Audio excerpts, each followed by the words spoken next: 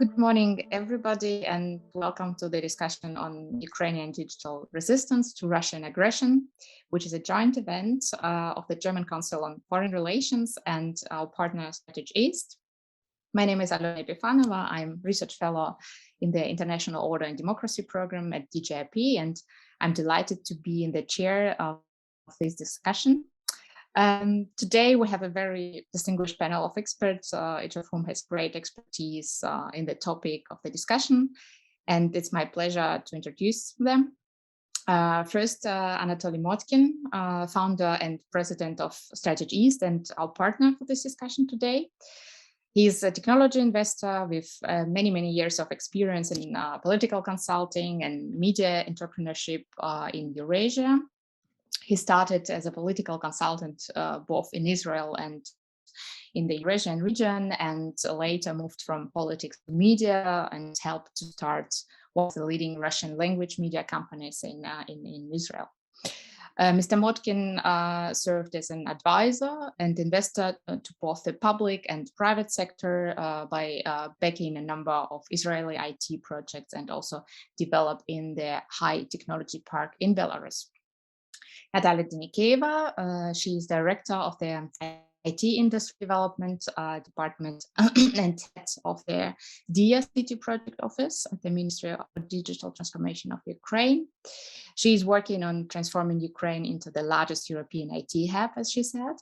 This transformation goes via launching a unique tax and legal space for IT companies with low taxes, flexible employment conditions for IT specialists, tools for investment, and her team is working on stimulating development of IT in Ukraine by covering all industries' needs.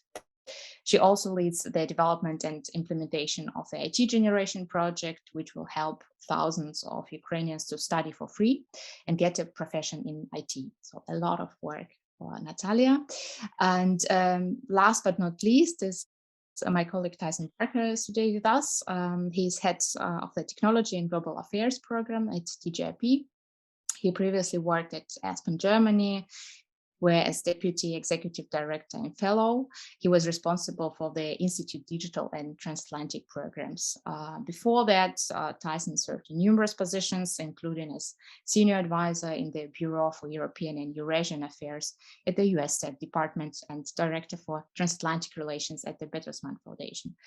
Tyson widely published and comments in leading journals and media, so check out the DGAP website for his publication and comments. So thank you all for joining us. It's great to have you here, and I see our guests are still joining, but I think we can start already. And before we start with a presentation of the report on the Ukrainian digital resistance to Russian aggression, and discuss that and current developments in Ukraine. Let's go to Mykhailo Fedorov, Vice Prime Minister and Minister of Digital Transformation of Ukraine, with some opening remarks on Ukraine's digital development. So Julia, could you please help us with that? Greetings. I'm grateful to German Society for Foreign Policy, DGAP, and StrategEast Center for New Economy for organizing this event and the opportunity to talk about the process in the digital sphere of Ukraine. Before the war, Ukraine was actively digitizing. Our ambitious goal was to transform Ukraine into the most convenient country for citizens and businesses. In 2 years, we have launched almost 80 online services on the Diia portal and 12 documents in the mobile application. We have introduced the world's first digital passport, which is the same as the standard document. We also launched the world's fastest business registration on the Diia portal. Among the implemented projects is also Diia City, a unique tax and legal space for IT that provides one of the best conditions in Europe for developing technology businesses. Digital technologies have been our tools to make people's and businesses' lives better. Now technology is our weapon. Since the invasion, the Ministry of Digital Transformation has mobilized all its resources to fight the enemy on the digital front. We formed the IT army, which is already joined about 300,000 cyber specialists of different skills from whole world. We also launched Aid for Ukraine crypto fund. With its support, we have raised more than $60 million in crypto assets for the support of the armed forces of Ukraine and humanitarian aid program.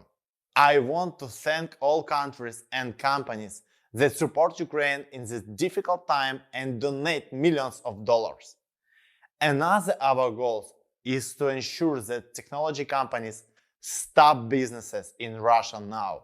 I believe that the duty of every company is to express their position and to condemn all the atrocities committed by the Russian military against the Ukrainian people and exit the Russian market. Therefore, I once again call on the global technology companies that have stayed in Russia not only to leave this country, but also to expand their work in Ukraine. You have the power to help us defeat the evil. And of course, we are deeply proud of Ukrainian IT. Companies and IT specialists are the real heroes of our economic front line. Despite the war, Ukrainian companies proved to be reliable partners. Ukrainian companies fulfill 95% of contracts. I call on all our international partners to continue cooperation with Ukrainian IT companies. Today, Ukraine is bravely fighting for the future, the democratic values and freedoms of the whole civilized world. We must win this war together. I'm sure our victory is close and Ukraine will become even stronger and more successful. Thanks for your efforts to help us win. Glory to Ukraine. Now I'm glad to pass the floor to Anatoly Motkin, who will present the report on Ukraine's digital resistance and its key funding. I highly recommend to read the report. We will post it in the chat right now. And I think it's a great overview of numerous initiatives and activities which Ukraine introduced to maintain its digital infrastructure, to help refugees, to support its IT industry and army, and much more. And Anatoly, the floor is yours. The idea of the report was actually we look after what happens with the digital sphere and sector in Ukraine for a long time, and also we had some collaboration initiatives with the Ministry of Digital Transformation. And at some stage on March, we decided actually to summarize what has been done by the ministry to resist the Russian aggression, but also what is the role of this ministry in supporting and developing the IT industry in the country as one of the most resilient sectors of Ukrainian, I couldn't say even economy, because I think it could even be compared to what is done by the Ukrainian military. With that, we decided to collect some stuff and also to check that our work was precise. So we also checked it with the ministry, and we've been supported by the ministry and by Natalia in these studies. And we thought that it will also be fair to attract attention to this report from the international community and also from the think tanks to understand what is the role in overall resistance and resilience of Ukraine to the aggression. Now, we understand that there are two parts of digital activity in the country these days. The open one and the hidden one. So we were dealing with the public part of this activity, and I think even in that part is sufficient. I think the second one will be revealed after the ceasefire and the end of war. So have you got it, Elena, to your email? The presentation? Yes, we do, Okay. but somehow my colleagues still didn't have their attachment, so I need maybe 30 seconds more. Okay, sure. But I just wanted to be sure. So basically, this report, I'll start with maybe with the beginning. So what is IT industry in Ukraine today? So in 2021, 250,000 Ukrainian IT engineers delivered about 7 billion, or even I think about $7 billion in export earnings for Ukraine. And it's about 10% of all exports of the country, including metals and all other stuff that the Ukraine exports, including the agriculture. The process of government digital transformation is underway. And via the presidential state and the smartphone program, and we remember that it was one of the first and maybe among several successful initiatives from President Zelensky. After the Russian invasion began, the Ministry of Digital Transformation gave preference to projects repelling the aggression. First, measures to enhance national digital resilience have been taken. Second, launched hundreds of applications supporting civilians and army. And the third one, implemented a number of initiatives to reinforce, so basically the first slide, thank you for this. And we could switch to the, to that one. So then implemented a number of initiatives to reinforce IT industry, etc. And we will talk more about this initiative that was declared just the last week. And I think that that Natalia could tell more about this. Next slide, please. So basically, this quote from Minister Fedorov: while the Ukrainian army is heroically defending the motherland on the battlefield, the main task of the ministry is to create a reliable digital backend, which they are doing. Next slide, please. So digital resilience. Global tech giants such as Amazon, Apple, Google, and many more, many others have joined the digital embargo on Russia. And it's important because Russia is not technologically advanced country, as we know. And with this embargo, we limit even more their ability for their aggressive actions against Ukraine, and not only against Ukraine. And it's true that many companies joined this embargo, but unfortunately, some of them still keep working in Russia. And I think that they will have to join this embargo shortly. The Starlink access and terminals provided by Elon Musk, but it's important to stress that it's not only about terminals.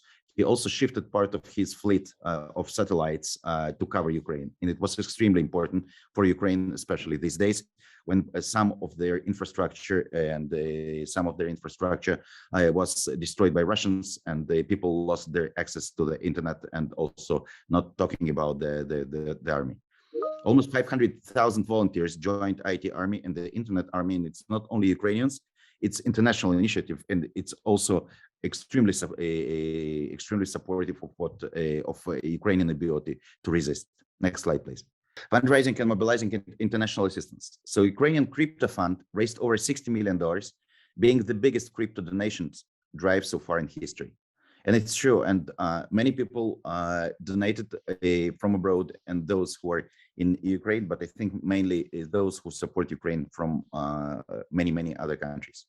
Metahistory NFT Museum was launched to preserve the memory of wartime events and raise funds in support of Ukraine. And it's important to preserve those memories. And also, I think it would be a good way to sell this NFT. I think the first NFT was sold just another week, and it provided also some funding for Ukraine. And PayPal launched operations in Ukraine. It's also the first country in Eurasia, and the only country in Eurasia where PayPal started their operations. But also it allows to many people to donate and to support Ukraine financially on one side. On the other side, many refugees got ability to get their money from their relatives and from other people who are interested to support. Next slide, please. Supporting the IT industry. So a loan reduced the tax burden was adopted on top of the Diia city. And Diia city is a unique tax regime for IT companies in Ukraine that is supposed first to scale up investments into IT sphere in the country.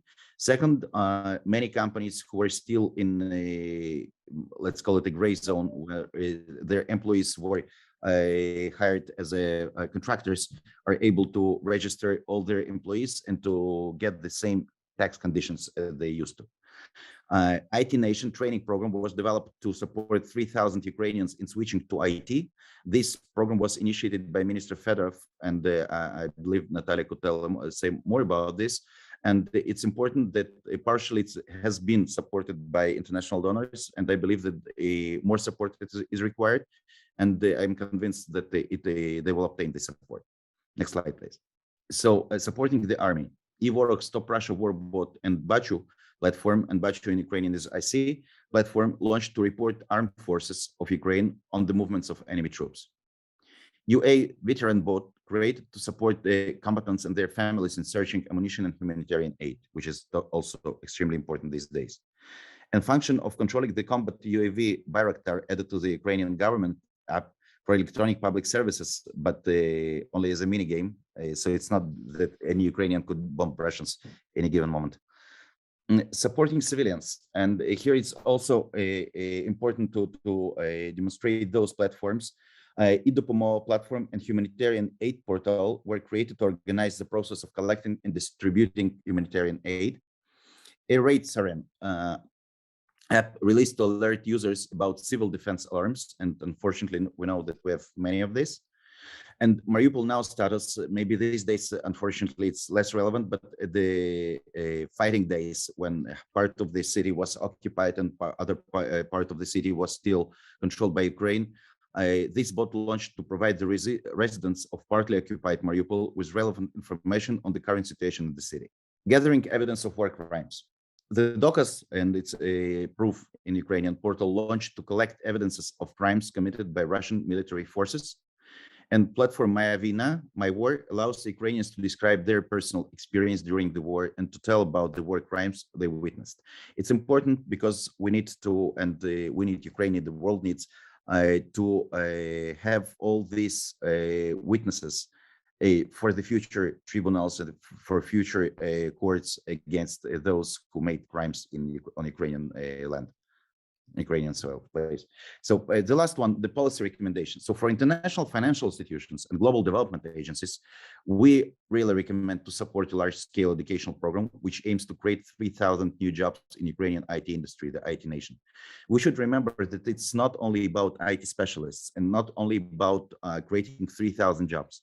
According to our studies in all countries, each IT specialist generates 5 more jobs in unrelated sectors.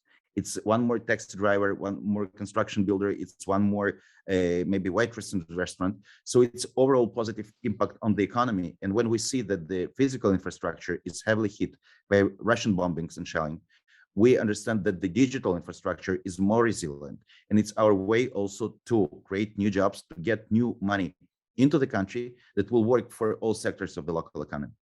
For global tech companies to join the sanctions imposed by Western countries on Russia, continue to consider Ukraine as a trusted IT vendor and open access to their services to citizens of Ukraine.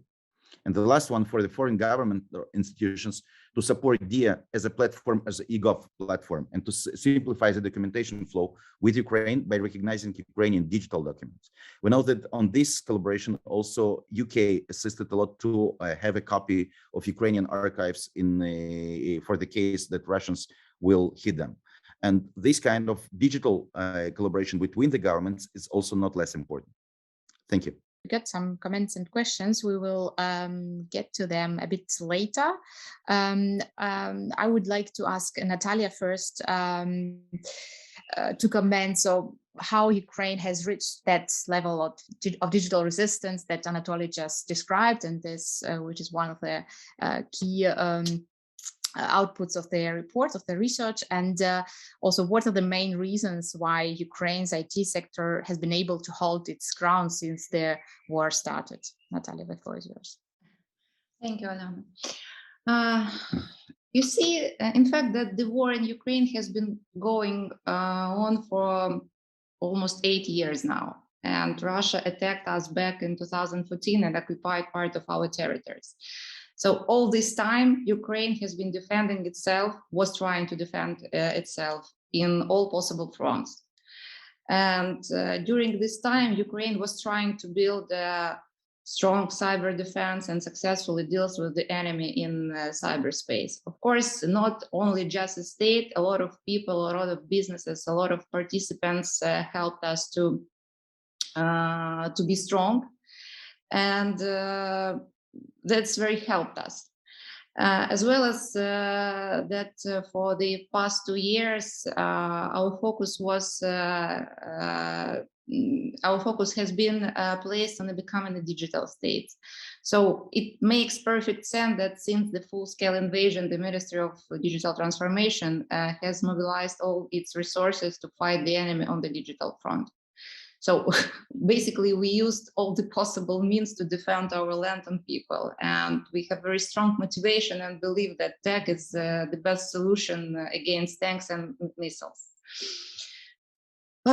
We started the campaign to pressure tech giants to cut off Russia on the same day the first explosion rocked Kyiv. And our minister, Mykhailo Fedorov, used Twitter to reach the companies.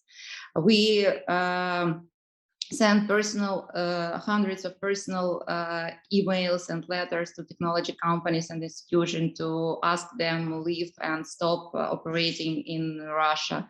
We received, by the way, received immediate support from many world-known companies such as Apple, PayPal, as Anatoly mentioned, Visa, MasterCard, Microsoft, Starlink, as Anatoly mentioned as well.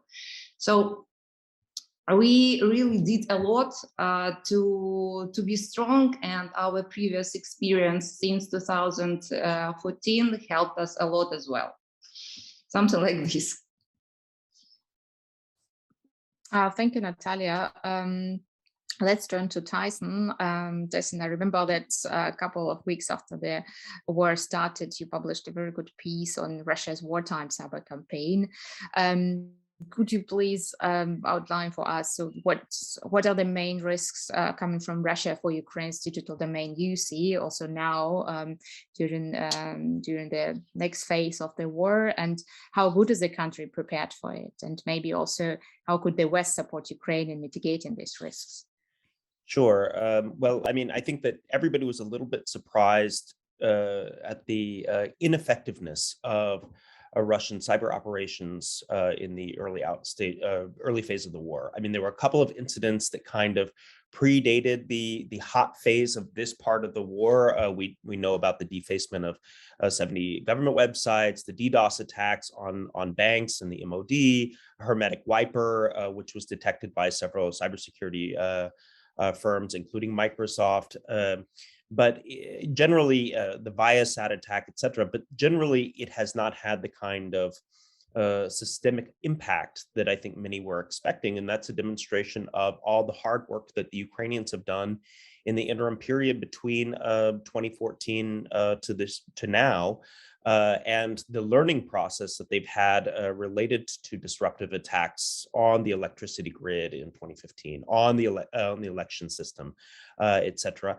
And the support that they're getting from their partners and allies in the West. And, you know, one thing that we can point to for sure is the very first deployment in the PESCO, the EU's kind of national or security cooperation framework was to support Ukraine's technical assistance on cybersecurity, but also the Cybercom and the NSA have been quite active. And there was an interview in Sky News on June 1st from Paul Nicosoni, who's the head of both, who basically said that, you know, was very honest and said that the United States is using the full spectrum of its instruments, offensive, defensive, and information operations to support Ukraine, which basically means the United States, doctrinally, it seems, does not see the kind of regulatory concerns in cyber that it sees in other domains of this conflict. And that means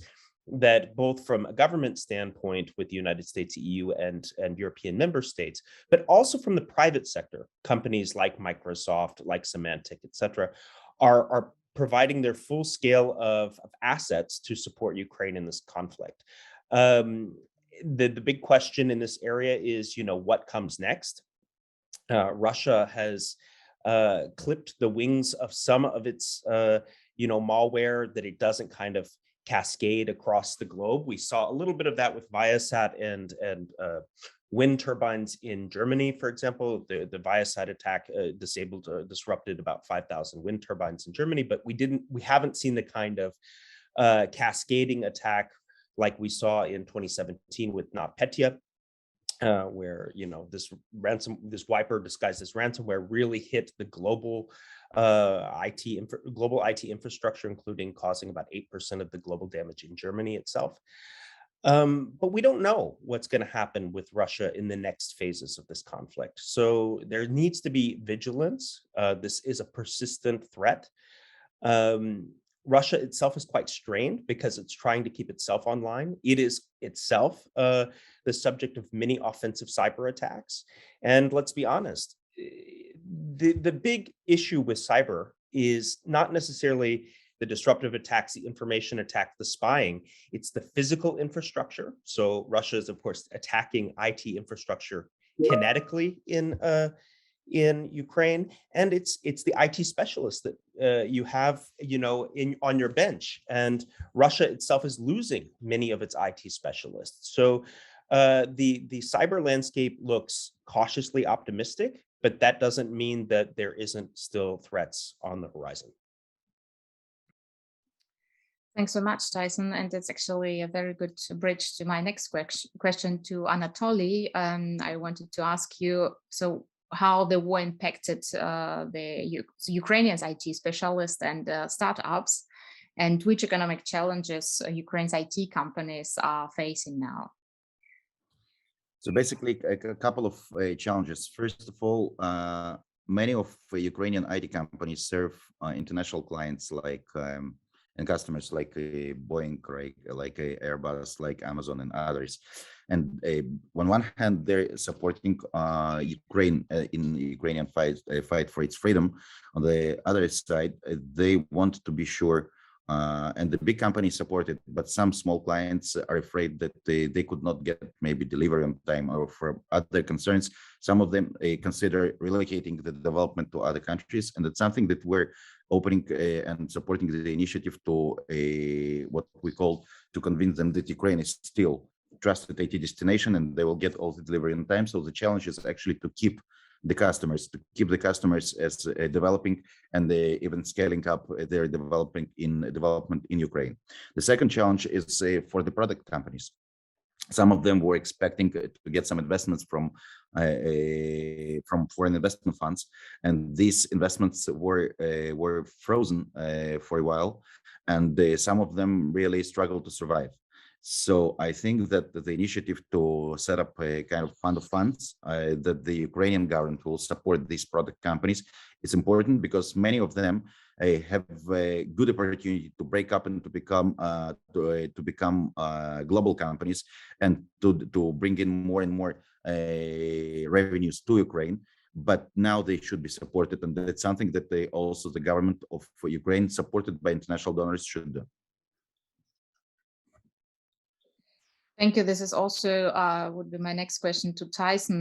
So Natalia, you have already mentioned it. It's not only about Ukraine, the digital infrastructure, but it's also Ukrainian companies are very much involved in cooperation with other bigger companies. And Tyson, my question to you, so what is at stake for the West if Ukraine's IT sector were to collapse or to have many troubles?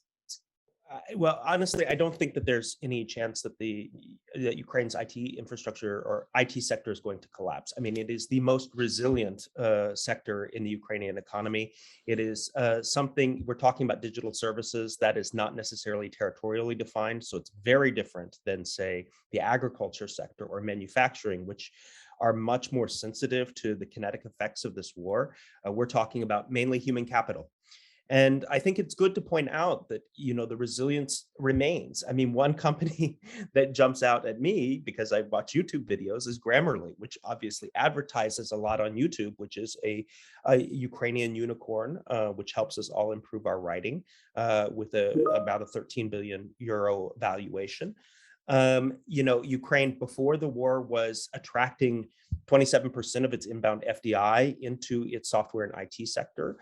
Making sure that can continue is extremely important. That is a geopolitical priority. It should be for Europe and the United States.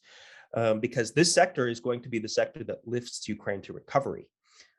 Because it is the most resilient and it's the one that can operate most easily in the international economy, even during this war. So I am not, I mean, we still need to watch this, but I think that this is a sector that we can really invest in. And you mentioned, what can we do to support that? I mean, you know, the United States has these major tech companies which are already, you know, working in partnership with the government. That needs to kind of create connective tissue with the private sector in Ukraine itself. I think that that's happening, and Europe is doing its part as well, and with the assets that it has. You know, inviting, for example, the Ukrainian telecommunications company into BEREC. To participate in telecommunications regulation. So starting the digital accession process for Ukraine, you know, easing, we know Europe is very well known for roaming, lifting roaming charges for Ukraine, making sure that that connectivity can still exist so that even for IT specialists, both in Ukraine and outside of Ukraine, can continue to have the kind of development ecosystem that they would have in peacetime. Great, thanks a lot, Natalia. Over to you. What are the long-term prospects of IT industry in Ukraine? And also, maybe you can comment what just Tyson said. How do you see these prospects, and if help coming from the West is enough, or there is a need to do more? And also, could you please outline the role of Diia project in the long-term prospects of the IT industry? Thanks. Thank you. Let's start from what Tyson said. I just wanted to ask you to have some words in this on this topic, because I saw the numbers for February and for March, and numbers. Just a second, I will show this. And the for February 2022, the industry reached the highest monthly indicator of export in its history. So for February, we had $839 million. So this is absolute maximum from the very beginning of IT in Ukraine. And if we look at the March numbers, Ukrainian IT industry managed somehow to keep 96% of computer service exports. It's $522 million. And if we are it's really great numbers. So in total, from the beginning of the year, for the first quarter, we had export. We had, just a second. We had $2 billion US. So in spite of the fact that we have a full-scale invasion right now, basically we call it war, the IT industry still do what it did before the war. Stay strong and demonstrate us in amazing results. And you know, we are in the 24/7 contact with the IT companies, and what I heard from them, even now during the war, some of them somehow managed to receive new contracts with new clients. So, of course, the negotiation were started before the war, but they were finalized right now during the war. And I think it's really good. And I really don't think that something bad will happen with the IT industry in spite of the fact of the war. Of course, they need support. Of course, we do what we can to do for them. Of course, we attract. We're trying to attract investments in IT, because many companies, if we're talking about investments, a lot of product companies, and the product companies will be our main focus, because during our kind of strategic session with the IT industry representatives, we as a ministry decided to make to have as our main focus, it's a transition Ukrainian IT from servicing to product. And the product companies, startups right now, they have a lack of investments, but anyway, they still keep working and trying to attract investments. Thank you. Thank you, Natalia. Actually, I have many other questions, but I would like to give the opportunity to ask the question of our guests and the audience. I would firstly encourage to raise your hand and maybe to switch on your camera to join the conversation. And so otherwise, we can go, of course, to the questions and comments in the chat. But first of all, feel free just to raise your hand. You don't need to switch on your camera if you just just wake up and need a bit more time. Okay, I don't see any hands yet, but I see several comments coming from Konstantin Carson.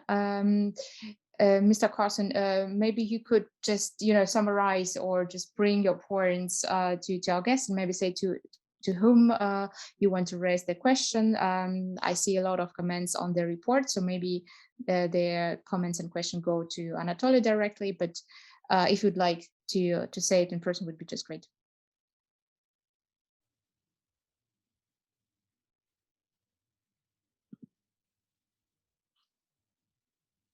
Okay, it's not the case. I see Anatoly, could you please comment on questions of Mr. Carson? I would not like to read them out because I think everybody can see the questions, and just to save time, Anatoly, would you like to comment on that? I'm muted. Yeah. So thank you for this. So first, the number of volunteers. Fedorov mentioned 300,000. Previously, he mentioned 500,000.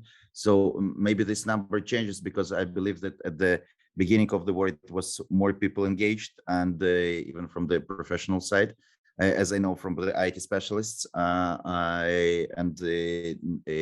So again, the numbers, it's hundreds of thousands of people, and it's still very impressive. The Ministry of Digital Transformation launched hundreds of applications, websites. Could you please list all of them? I assume that the ministry will do it. I cannot do it on their behalf. About the personal data. So they're doing the best to protect the personal data. I mean, the Ministry of Digital Transformation. I agree that the level of cybersecurity is not the same level as we have in wealthy Western countries, but still they're doing their best. And also for the last 2 years, they've very significant reforms in this sphere. There, as far as I know, the fund of $50 million before the Russian invasion was allocated by USAID to develop the cybersecurity protection measures. And it's true that it's far from being perfect, but first, what they're doing with the registry, as far as I know, registry integration and the protection is a great job. But still, I think that that could be a leak. And also, we know that a couple of months before the Russian invasion, Russian hackers attacked the I think healthcare database, and they state that I think that's even part of it partially was deleted, and then it took some time to recover, and I'm not sure, absolutely convinced that it was recovered in full. So it will take some time, and it's going to be done amidst the military aggression, and I agree that it's far from being perfect. They're going in the right direction, and they're also instructed by US and UK experts in cybersecurity sphere. And I think that eventually it will work. But if any Ukrainian could be feel protected with his personal data, again, I'm not sure that it's the case these days. And also it's been that said that significant changes were made to Ukrainian legislation, and some amendments to 361, 361. Again, I know quite well about the impact of Diia city reform. I couldn't say that it's a significant ease on tax burden in terms of absolute numbers, but again, it's right spirit and right direction of understanding by the government that they should ease for this sector that actually today has the biggest contribution to the overall revenues of the country, especially when the production plants are bombed. I think that it's the right direction, and as far as I talk to the representatives of the IT industry in the country, they're quite satisfied with those amendments and those changes. We have some also questions by Oksana Prihodko, and I think it's too deep for me. And because it's about the specific details of Ukraine of the legislation, so I think that maybe Natalia could have later on comments on this specific. Yeah. Mm-hmm. Thank you. I see Konstantin raised his hand. So I think would you like to come in? Mm-hmm. Please. Oh, yes. Hello. Hello. Thank you for reading my questions. My name is Konstantin Korsun. I'm a cybersecurity expert, and since 2000. So my experience in cybersecurity, practical cybersecurity, is 22 years, and I cannot understand some points in this report. I was very surprised when I read it, especially related to high level of cyber protection of public data. It's not true. I'm sorry, either it's my internet connection or Mr. Korsun, your internet connection is very unstable. I can't really understand. Can you hear me right now? Is it only my problem or also others? Yes, but I guess your internet connection is quite unstable. Okay. Maybe you will write your comment because your internet connection is quite unstable. Okay, let's give me a minute to switch on off. Okay, we will. Yeah. Mm-hmm. I'm not sure what is his internet connection because I hear him perfectly. Mr. Korsun, would you like to go ahead with your comment? Okay. Now it seems I hope you can see and hear me. Back to my words. I was very surprised in reading some point in this report, especially related to cybersecurity. Extreme improvement and better protection of public services, etc. It's not true, actually. The protection of public data, government data, and many other data are still very, very low. And government is not professional enough to improve this area very fast during the war and within last few months. It couldn't possible many years ago, and now it's very, very difficult to do right now, because before the war the level of protection was very low, and a lot of leaks we could see proved it. Additionally, about cyber legislation, Ukrainian cyber legislation is not working. It's very poor. It doesn't reflect actual reality and obligation and many other things. As you mentioned something about that total change in tax policy, it's not true. Total changes in cybersecurity area, it's not true. Very weak cyber legislation exists in Ukraine. So thank you, Mr. Korsun. I think we got your point, and I think our speakers could comment on that. I'm very sorry for switching off my camera because my internet connection is not stable. Thanks so much. Anatoly, Natalia, Tyson, feel free to comment on Mr. Korsun's intervention. So if I may just jump in for I'm not a cybersecurity expert, but I do understand about the special Diia regime, and I think yes, it was a significant reform, and according to Mike, and we have quite extensive network in Silicon Valley and with those companies who are active in Ukraine, and we have hundreds of companies who joined this special regime. So it demonstrates that, and they do it voluntarily. They could remain in the conditions that they used to work in Ukraine. It demonstrates that just that this regime works. It's attractive, and also the number of the revenues that got to Ukraine as a result of this regime introduction, I just talked for themselves. So I think that it was just unfair about the cybersecurity measures. I'm not professional enough to reply. I would like to add about Diia City. As head of Diia City project office, I was involved in this project from the very beginning till the time where the draft laws were adopted by Ukrainian parliament. And I don't know if you're aware or not, but the launch of Diia City was 8 or 7th of February. So just 2 weeks before the war. And for first 2 weeks, we had something around 60 or 65 residents. Right now, we have 200 and almost 70, and each day company are going to become a resident to add themselves to Diia City special legal and tax regime. So basically, we see that for companies, for IT companies, for big IT companies, it's really still interesting, and they're going to see themselves in the Diia City. Again, from the very beginning of this project, we were developing this project with the IT industry representatives. So we really understood that the final beneficiaries of this project are IT companies. So on 95%, the laws were drafted by the intentions and of IT companies. So it's not something that we decided to do and somehow did. It's absolutely we created these initiatives on demand of the IT industry, and the quantity of our residents demonstrates that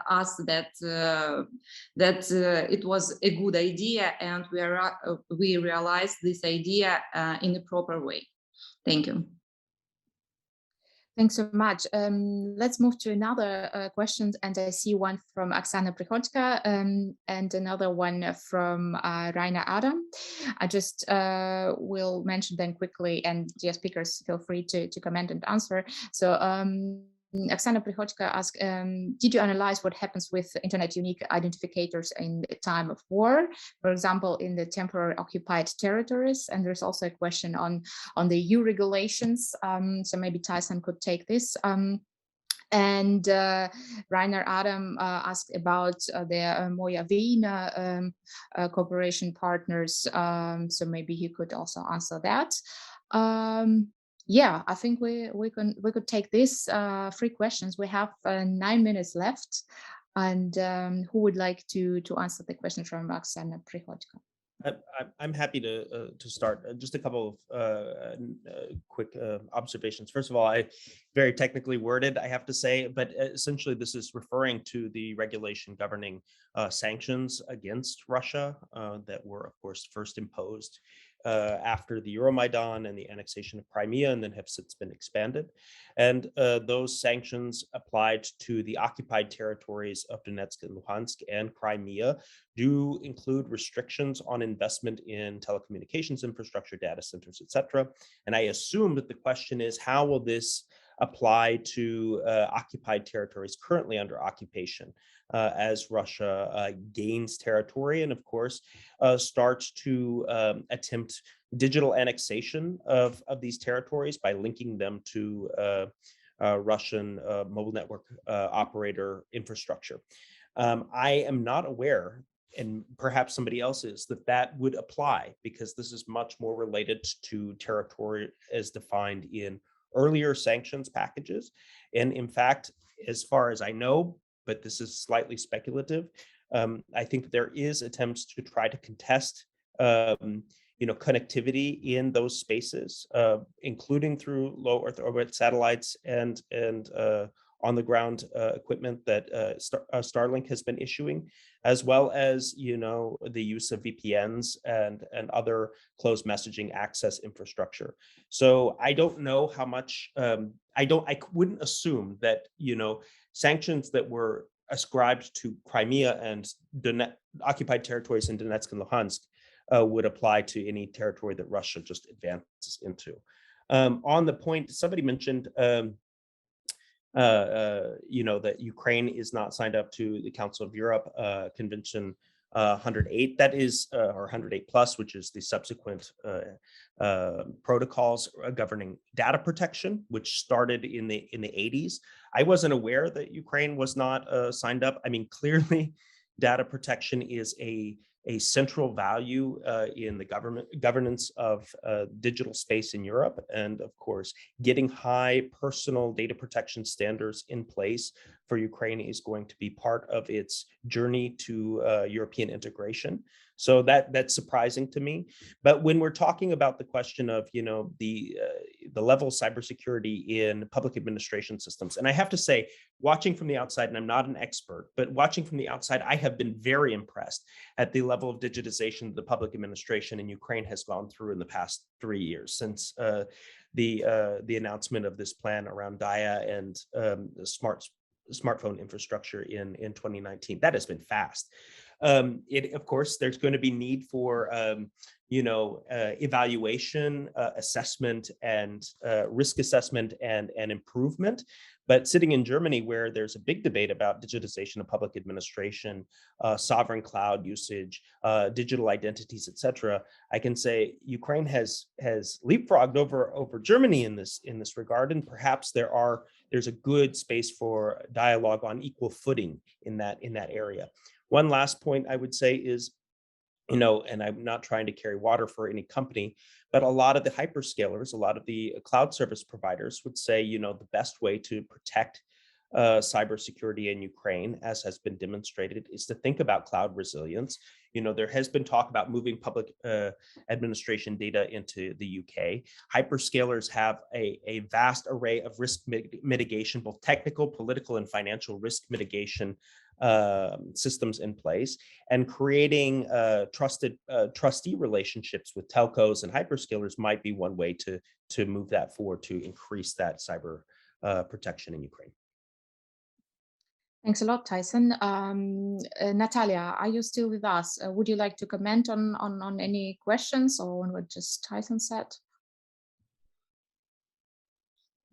I'm afraid, as Anatoly, I'm not too deep in this topic. So we are talking about IT industry development, IT industry support, DSCT, and IT business related questions and issue. With pleasure. Then it will be another question to you. And maybe first with Anatoly on the question about Moyavino cooperation partners. Do you know something? Yeah, I already asked for a personal email and I got it. So I promised an answer because I need to check it out with them. Whom precisely are they cooperating? I know that they do, but I want to be precise. So I promised to send a personal answer. Great. If we don't have any questions from the audience, I would just ask Natalia to maybe shortly come in and again ask her about maybe the main urgent tasks for her minister now and maybe for the long-term prospects, what she expects from Germany, from the EU, maybe from the United States. Thank you, Alona. Thank you very much for this discussion. I just want to emphasize that as I told you at the very beginning of this meeting, in spite of the fact of the war, the ministry is still going to reach our 4 main goals. So we keep operating in almost the pre-war regime, and still, in spite of the fact that we have new activities and new tasks because of the war, we are going to we are going to reach our goal, which is 100% of public services available to citizens and business online. 95% of the population, social facilities, and major highways and roads are covered with high-speed internet, and 6 million Ukrainians have upgraded their digital skills. And the main one for me personally, because I am more or less responsible for this area, is 10% share of IT in the country's GDP. So we are doing all these activities and attracting partners and attracting donor organization to realize these activities. Again, if we are talking about support right now, what we really need, we spoke a lot today about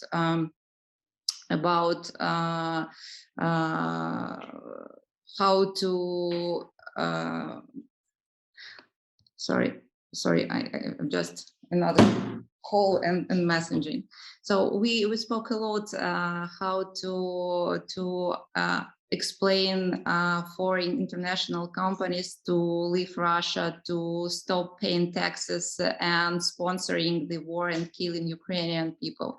So we know right now a lot of examples when companies in the public sphere said that, of course, we left Russia, we stopped doing business there, we stopped financing war, but then internal and not only internal investigation demonstrates us that companies violate sanctions and so on. So we definitely need to help of the international organizations and all the society to unveil such situation and help us to stop the activity in Russia.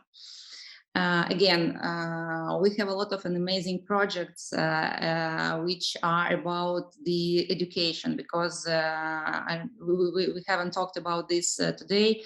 A lot of, as for now, 10 million people in Ukraine had to leave their homes and now we call them temporarily moved. So they need to find a new job. For many of them, they have to find new profession. They have to adapt to a new reality.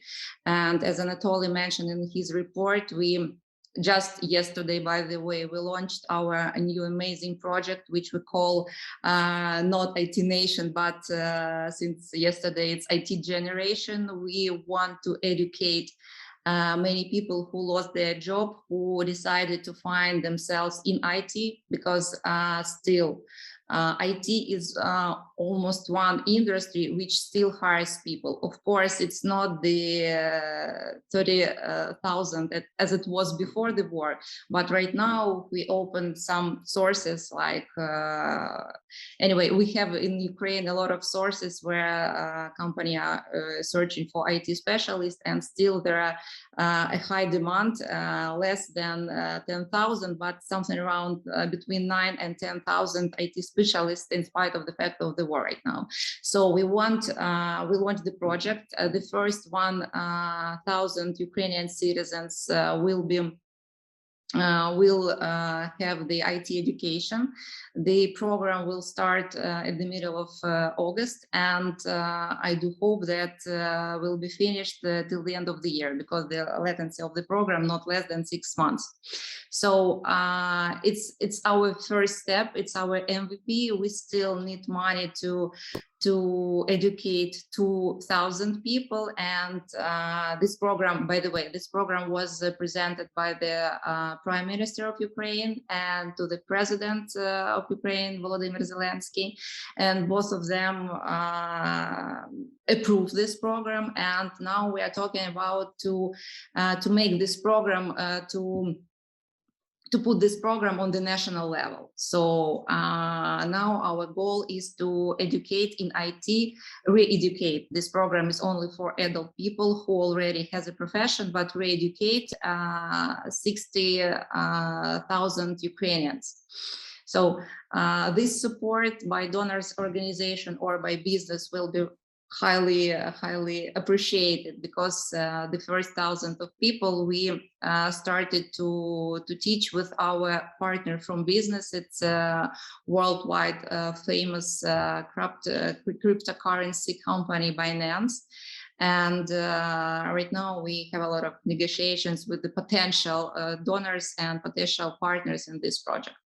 And why it's good, because it's not only educate people, but support a local IT education company, which is quite a lot in the Ukraine even now. Thank you, Natalia. Thanks a lot. So I see it's not only about like maintaining the digital infrastructure, not only helping people, but also a lot of activities for the future. So already now investing in people and education, just great to see how much you're doing for that also. I wish we had more time to discuss this super interesting topic and so many different sides of that. But unfortunately, it's already 11:03. So and I had to stop this discussion. But we have to go to other appointments, and I just wanted to thank all our speakers and the audience for this very interesting discussion, and I hope we can continue it in other formats. And yeah, that's all for me. I wish you a very good day. Thanks for joining us, and all the best. Bye bye.